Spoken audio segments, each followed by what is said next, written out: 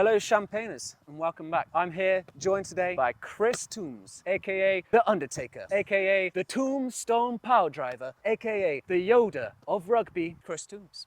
Nice to meet you, mate. Thank you for the introduction. Very, very nice. I wasn't Pleasure. quite sure where that was going to go, but I'll take the Yoda of rugby. Wow, that's a compliment that I'll accept. So you were telling me Sam Warburton's sensei and master since 2004, if I'm correct. Yes, so it's great that we're meeting here at USW in Treforest in South Wales.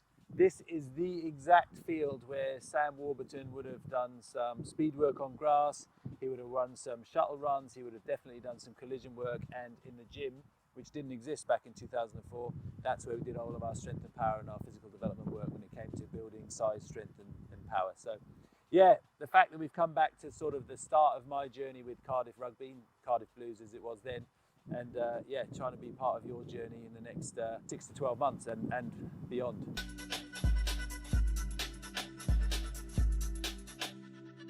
So hey Mish, today we've met for the first time. I know you've got a really, really interesting story to share with us.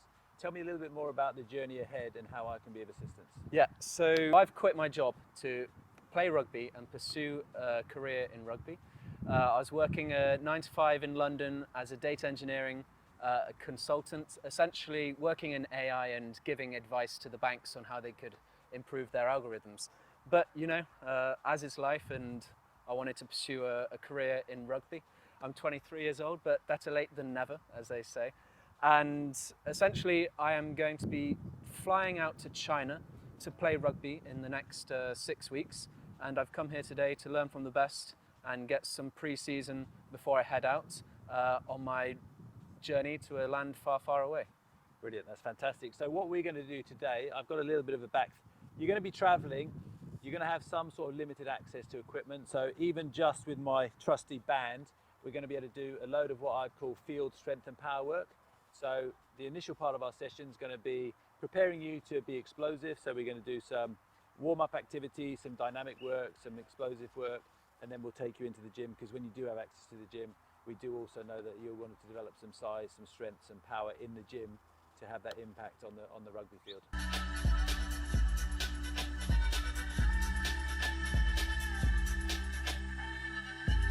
Just hold that top posture for half a second.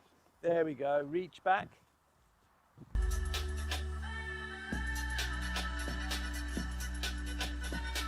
The warm-up sets the tone for your session.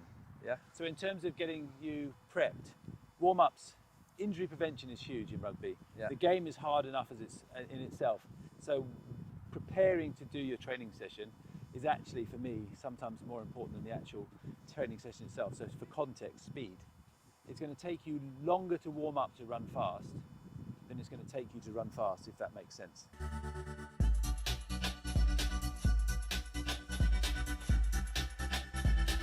The really good thing about doing the speed work and the speed prep before weight training, for example, is a very powerful kind of, I guess, stimulus for doing good quality strength work, because this is going to excite and energize your central nervous system, essentially.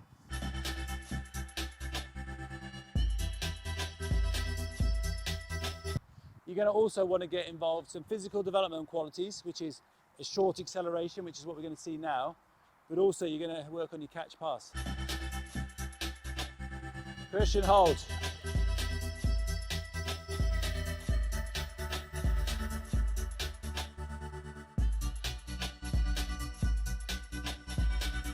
Yep, drive, drive, drive, drive, drive, drive, drive. Don't let any rugby player say, oh, you're not in the gym, you're not developing strength qualities. You are.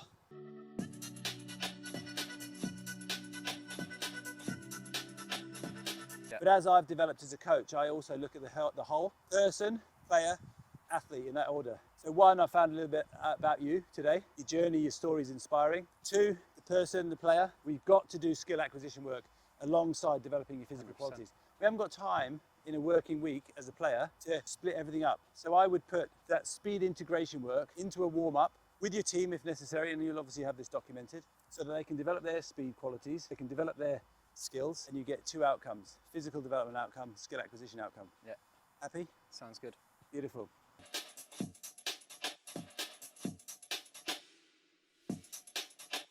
So, first part of the day, we've looked at your speed, your application of those strength qualities outside.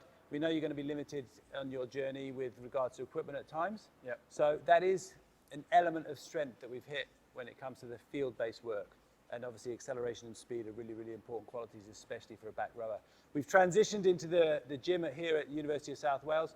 One of the best facilities you've got, but what we've got with your particular case at the moment in pre-season, we've got a level of, I guess, constraint when it comes to equipment. So what I'm going to do, within the next 30 to 45 minutes, I'm going to build you the most comprehensive program using a barbell, a bench, some dumbbells, and a pull-up bar. Sounds incredible. Okay? Let's go. Perfect. Let's get rolling.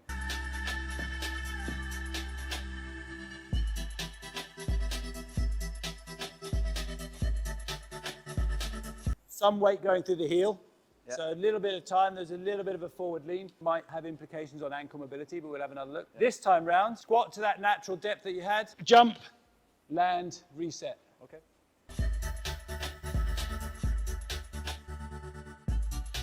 So what we've got, we've only got a barbell, so this is absolutely perfect. Jump squat, explosive squat, heavy squat. One implement, 3 different ways to develop strength qualities. Here, move your body vertically as fast and as high as you can is absolutely a key objective. Yeah. So this is acting almost as, it's not an extension of your warm-up because you've warmed up thoroughly outside, but what it does, lighter weights with real maximum intent of moving fast is recruiting all those fast twitch fibers as best we can. They're going to have impact when it comes to collision and dominating collision. So all of this stuff is about making you more powerful, everything. Was the main important things was warm up, because obviously I don't really warm up usually. Which you said. Great honesty. You said we're going to spend 20 minutes to do 15 seconds of sprinting, which I found quite surprising, to be honest. But yeah, I could understand how that preparation really goes into key. And then you also said something about not training every day. Yes. And how actually there's a misconception of, all right, I've got to train every day, I've got to do this, that, or the other, because you think about like pushing yourself in the gym, really trying to find that motivation, but maybe doing less is more. And absolutely. I think some of the storytelling that I could share with you from the Blues Academy days and before that, and obviously after that as well. So Sam, 30 days of the previous 31 he had trained before he entered the Blues Academy. And how old was he more? He was 16 at that point. Yeah. So I stripped his program back because talking to you outside, training causes a degree of inflammation. You then have to recover and adapt to that training stress. If you train every day, what happens is you can't adapt to yesterday's training stress quickly enough. So then you get another layer of training stress. You can't adapt to that quickly enough. Another training stress, another training. So you actually have to rest and adapt to the training stimulus in between sessions with adequate time. What do you think are some of the most common mistakes that rugby players and young lads typically do that could be avoided? I'd say training like a bodybuilder, which isn't the right dynamics for the energetics required for the sport. So what we want to try and do is focus on speed, strength and power because they're really important. Hypertrophy, which is essentially muscle building, is important, but hypertrophy type training blunts those fast twitch fibers from doing their work as effectively as possible. It's bodybuilding splits versus full body strength and power training. That would be one, and an excessive volume. So doing a split routine, training 6 days a week, and not allowing your body to recover. 100%. Less is more, which is the message that you kind of derive for yourself, which is absolutely perfect. And over the next 6 weeks, you'll probably do less training than you've done in the last 6, maybe even the last 12, but you'll get It'd be quality of training beats quantity of training. Maximal intent on the way up. I want you to push the floor away. How's that? Punch, yeah, lovely, punch.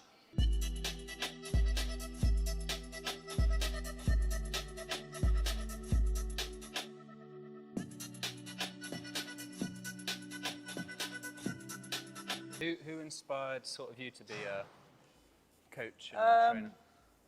Very good question, actually. Well, I always wanted to be a professional sportsman.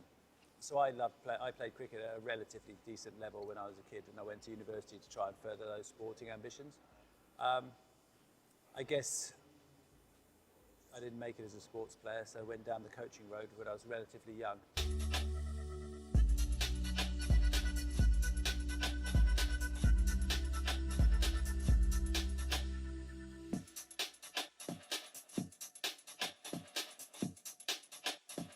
You asked me outside about training mistakes that young people make.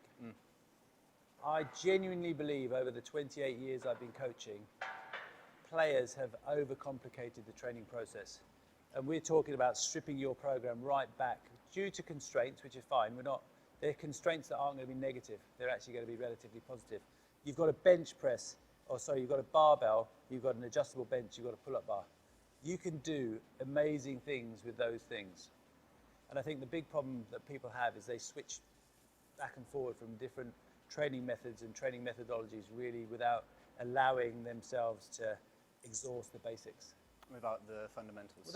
Exactly. You're going to push, you're going to pull, you're going to squat, and some other accessory work in between. That is the foundational cornerstone of good programming. Heels in, toes to the shin. There we go.